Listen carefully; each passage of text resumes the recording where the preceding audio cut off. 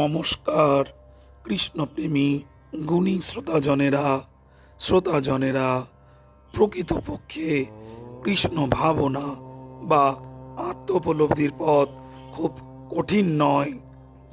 কৃষ্ণ অর্জুনকে ভগবদ্গীতায় এই শিক্ষা দেন, আর অর্জুন যেভাবে ভগবদ্গীতা বুঝেছিলেন আমরাও যদি সেভাবে বুঝি তাহলে সাফল্য লাভে আমাদের কোনো সমস্যা হবে না।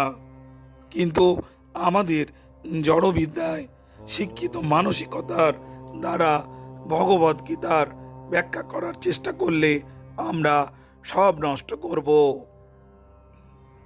যেমন এই হরে কৃষ্ণ কীর্তনেই একমাত্র পথ যার দ্বারা ভৌতিক সংস্পর্শ জাত সব কলুষতা চিত্ত দর্পণ থেকে দূরীভূত হয়।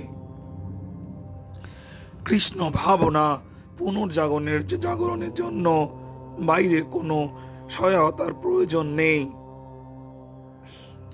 কারণ কৃষ্ণ ভাবনা আমাদের আত্মার মধ্যে সুপ্ত অবস্থায় আছে। প্রকৃতপক্ষে এটিই হচ্ছে আত্মার যথার্থ ধর্ম। এই পন্থার দ্বারা আমাদের শুধু জাগ্রত করতে হবে। কৃষ্ণ ভাবনা শাশ্বত সত্য, এটি কোনো সংগঠন দ্বারা আরোপিত মতবাদ বা এক ধরনের বিশ্বাস নয়। এটি মানুষ বা পশু সকল জীবের মধ্যেই আছে।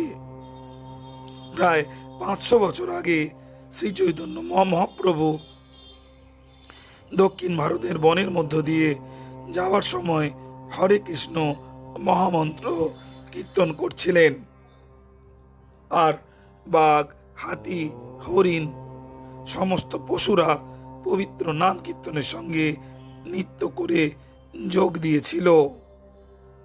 অবশ্যই এটি নির্ভর করে শুদ্ধ নাম কীর্তনের ওপর। কীর্তনের উন্নতির সঙ্গে সঙ্গে আমাদের শুদ্ধতা নিশ্চয়ই হবে।